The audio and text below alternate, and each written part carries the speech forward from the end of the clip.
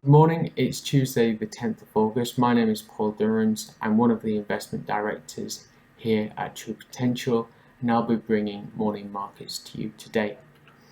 Over the past 24 hours, stock markets were relatively quiet, with small gains made at the index level in developed markets, a reflection of a fairly quiet start to the week in terms of significant economic data points or news.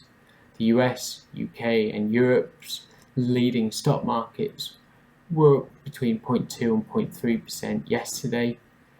Interestingly, that the S&P 500 traded near an all-time high, which was reached prior to the coronavirus pandemic.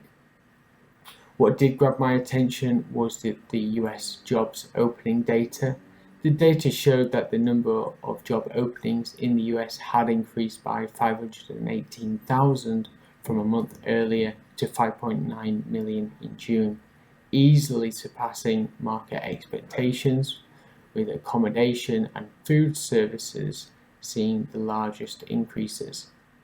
The number is encouraging and builds on the better than expected labour market data that we saw towards the end of last week in the US, where total non-farm payroll employment, i.e. the number of jobs added, rose by 1.8 million in July. Unemployment rate fell from 11.1% to 10.2%, and initial and continued jobless claims, i.e. those claiming unemployment benefits, both fell more than forecasted, which is encouraging. Still not great, but it is encouraging. What we've seen since March is the economic recovery in the US has been supported by consumption and demand, whilst the labour market has been a meaningful drag. It's too early to get carried away with the statistics, but it shows the US is heading in the right direction. Here in the UK this morning, we too have received employment data. The number employed fell by 220,000 over the last 3 months to just short of 33 million in June, hit by a drop in workers in the over 65 years, self-employed and part-time workers.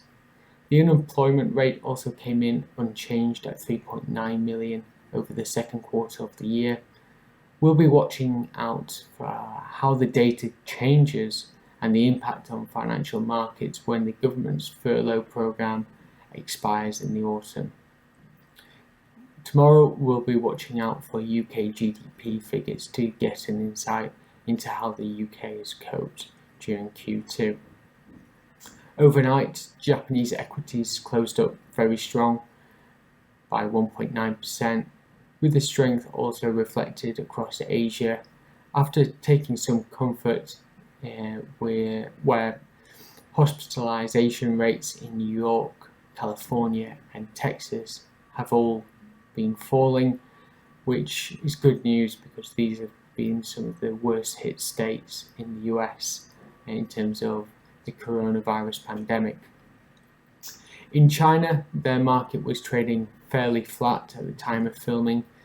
China yesterday announced that it will sanction 11 American officials, ranging from senators to congressmen, in retaliation to similar measures imposed by the US on Friday, who placed sanctions on 11 Chinese officials and their allies in Hong Kong over their roles in curtailing political freedoms in the former British colony.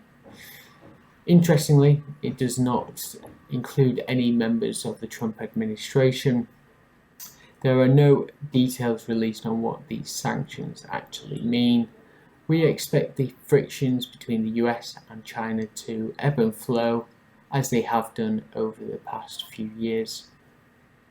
In terms of bond markets, not too much to report. Government bonds were showing some weakness in both the US and UK, where yields edged slightly higher, and sterling continues to remain around the 131 against the dollar. That's all from me. I hope you found that informative, and we'll speak to you next time.